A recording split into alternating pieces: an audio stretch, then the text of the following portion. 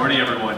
It's a pleasure. It's a pleasure to be here with you today. I actually live in Miami, so this is one of the few times I've had the opportunity to come and speak locally, so I'm very excited about that. So welcome to Miami. It's actually interesting. Some of the things that Cheryl talked about in her presentation are some of the things I'll be touching upon or expanding upon a bit in terms of how the brain actually processes visual stimulation. So great intro and great presentation, Cheryl. So thank you. So I'm not going to talk about anything regarding multicultural today, but we are going to talk about brands.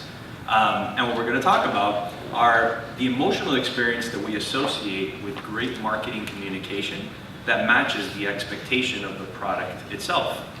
You see, brands are a shortcut that signals to the world what the company or the product is all about. And great brands actually become iconic images all unto themselves.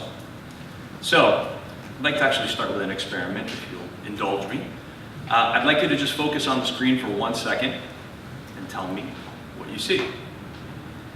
Anybody?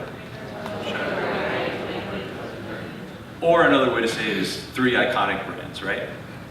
The interesting thing about those 3 iconic brands is that those 3 images in and of themselves convey more information about those brands than if I were to sit up here and articulate the brand attributes of each of those brands. And there's a reason for that. The reason for that is because 90% of the information transmitted to the brain is visual. And there's a reason for that.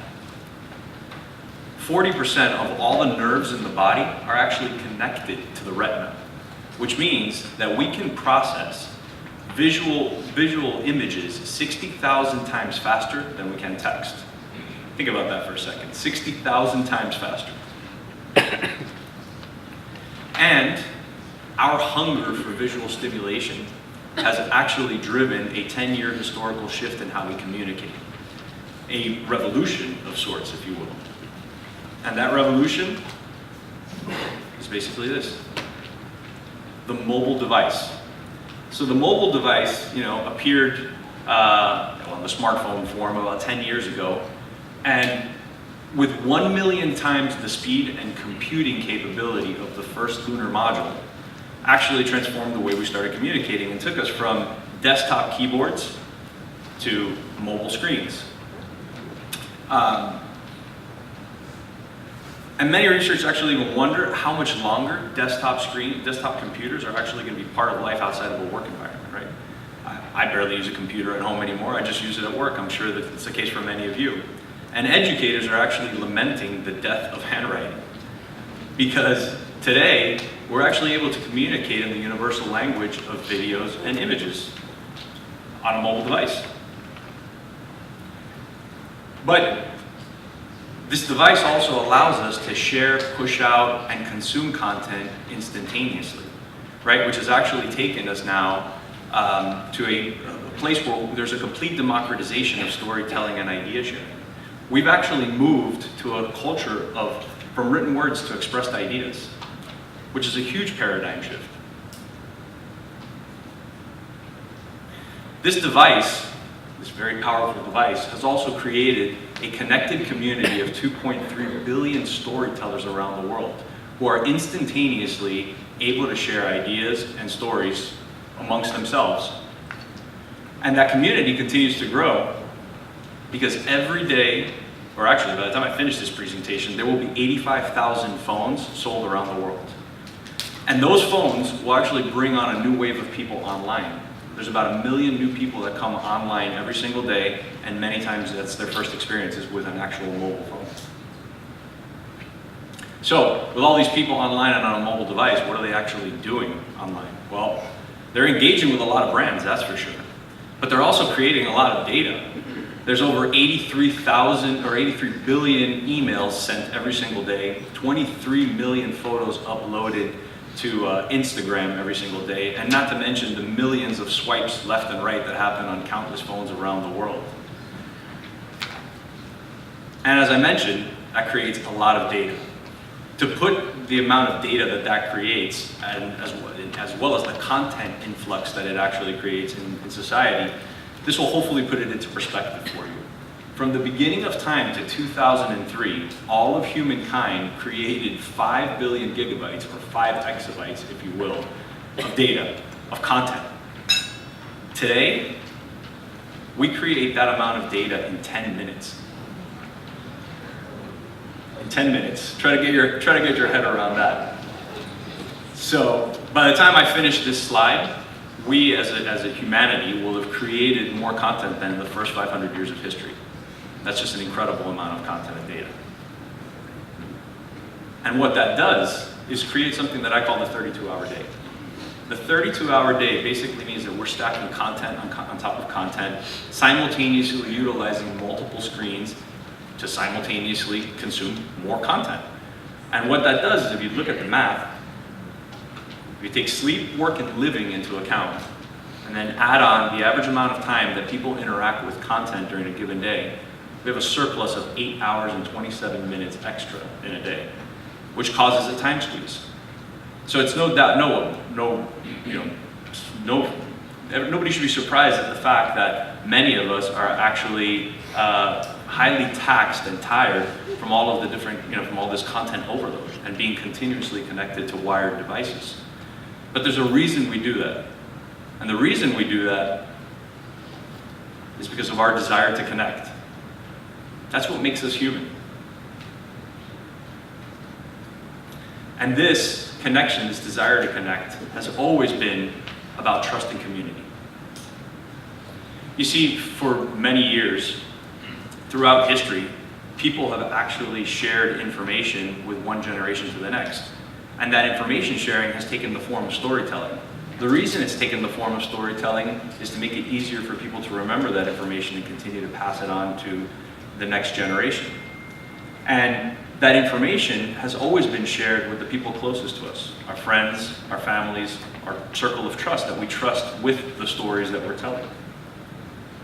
And that idea of leveraging trusted connections was not something that was lost upon this guy 12 years ago in his dorm in Harvard when he was creating Facebook. And 12 years later, this mission has driven everything that we as a company have done. Every solution, every iteration of Facebook has always taken that mission to heart, which has one thing at the core, and that's people. This has become such a powerful platform that today we have over 1.9 billion active users utilizing the platform around the world. And between Facebook and Instagram, both platforms account for about 1/5 of all mobile time spent by the average person. And because it's rooted in people, no two Facebook and Instagram news feeds are the same. When I open up my news feed on Instagram and on Facebook, it consists of my friends, my family, and my expressed ideas. So it's a very unique experience that's important to me. Same for all of you. And as a company, as we've evolved, we've continued to develop solutions that are going to enable people to continue to share their trusted stories in a mobile-first, video-centric way with their friends and families and people around the world. And we're bringing these ideas to marketers as we figure out new ways to bring brands to life, to consumers craving mobile visual stimulation or storytelling. Perfect example of that is how we harness the power of video on a mobile device to utilize 360 video to put you in the driver's seat of a new car. With 360 video, you can actually pan around the entire vehicle and see all of the features that the car has.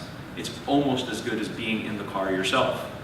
This is something that no single image can actually convey that amount of information. And the amazing thing is this whole mobile thing is just starting. As we start looking at some of the newest and earliest executions of VR, we're seeing opportunities for people to actually interact with each other, congregate, and share information that in many ways makes it almost better than doing it in the real world, which is kind of crazy. But that's the reality, and this is it's in its infancy. I'm going to throw one more stat at you. 1 minute of video is equal to 1.8 million words to our brain. So you've all heard the old, adage that a picture's worth 1,000 images. Well, if that's the case, then video completes the story, I would say.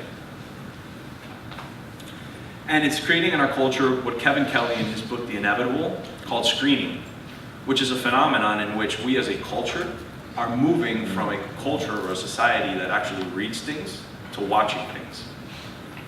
So rather than turning a page or clicking on a link or looking at an image, we now press play. In fact, video is so important and becoming such a big way of how we communicate that within a few short years, by 2020, it's estimated that 75% of all mobile data will be video. And I think that speaks to our love of video going back to the early days of film, when photos transformed into moving images and people were drawn to them by the millions. And today, more and more stories are being created and shared on this platform, these platforms. And because of the speed of this technology, it allows us to not only share stories, but to share adventures with all of you in real time. And it's happening right now in the moment.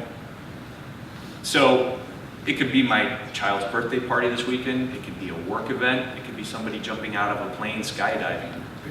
This is changing the expectation in terms of how we share and tell stories. We're actually telling and sharing stories in real time, and the expectation is that I'm going to take you with me on my adventure. And that's your expectation, is that as I experience these things, you'll be there right with me to enjoy the adventure. It's also no surprise that a third of the most read story, of the most watched stories on Instagram stories are actually from businesses. These are from marketers who are leveraging visual, immediate, impactful storytelling to connect with consumers in real time. And the feedback we're hearing about these new formats is incredible. We're actually hearing that these types of formats help brands break down the barriers with the intended audiences that they're trying to reach and have true, intimate, real connections with them. Because at the end of the day, sharing stories brings us together. Perfect example of this. The most watched musical event of all time actually happened during this year's Super Bowl. It was Lady Gaga's halftime show. It was watched by over 118 million people on the Fox linear broadcast network. Another 150 million people watched it across digital platforms all across the ecosystem. And as a sign of the times, 1.7 million people, viewers of the actual game, watched the game online for the first time, so a 21% increase from the year prior. People showed up in droves to Facebook and Instagram during this halftime show. 108 million people, to be exact, were on during that exact time of the halftime show and shared over 390 million interactions on both platforms. And it wasn't just conversations about the halftime show or about the game that were taking place. There were over 1.2 million videos viewed per minute on Facebook and Instagram during that 30 minutes of time. The NFL's Facebook Live snippet of Tom Brady kissing his wife was seen by over 7 million people. And the Audi daughter ad, which was the most talked about ad during this time, was actually seen by 2.5 million people and generated 20,000 reactions on the platform. So storytelling is about me, and it's about you. At the end of the day, whether you're a big brand, an entrepreneur, a journalist, or just a regular consumer like many of us, we're all just people and people that want to connect with each other and share ideas. It's about all of us. And no matter where all of this takes us in the future, I'd like for you to remember 3 things about communication. 1, the desire to connect is what makes us human. It's about building trusted communities. 2, the smartphone has connected us in ways that have unleashed our ability to be mobile, visual storytellers. And 3, stories bring us together. And yes, even those stories that include your brands in them. And one more thing, perhaps the most important. We're in the early stages of all of this. Everything that I've described in this presentation has literally happened in the last 10 years. So this whole mobile game is really in its infancy, which is amazing to think about. Our entire industry is moving at the speed of light because of mobile. And it's why at Facebook we have these posters all around all of our offices, which basically say this journey is 1% finished. Because it reminds us that while Facebook has grown and the industry has grown and technology continues to evolve, We're just at the very beginning of it, and there's still a lot of work to do.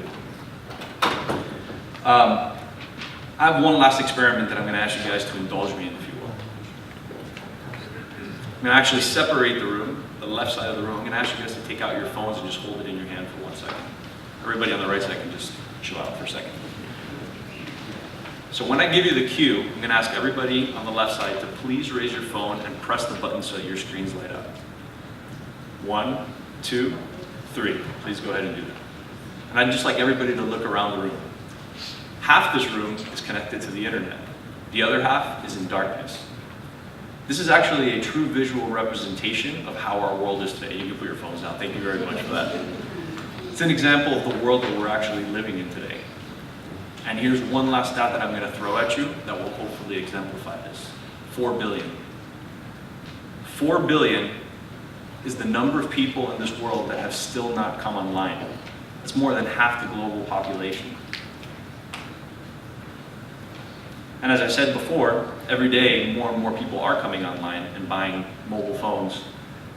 But it's still not enough. There's still a lot of work to be done. Because think about all the amazing things that this device has brought to all of our worlds. It's allowed us to connect in so many different ways. It's created billion-dollar brands that weren't around 5 years ago. It's allowed you to make new connections with friends and family and reconnect with friends that you hadn't seen in years. And in the right hands, this device can raise awareness, it can raise money, and it can raise a hand with the next great brand idea. This is about the future and the stories that are yet to be told that are going to make all of our lives that much better. And as Peter Drucker once said, the best way to predict the future is to create it. And with that, I'd like to say thank you very much.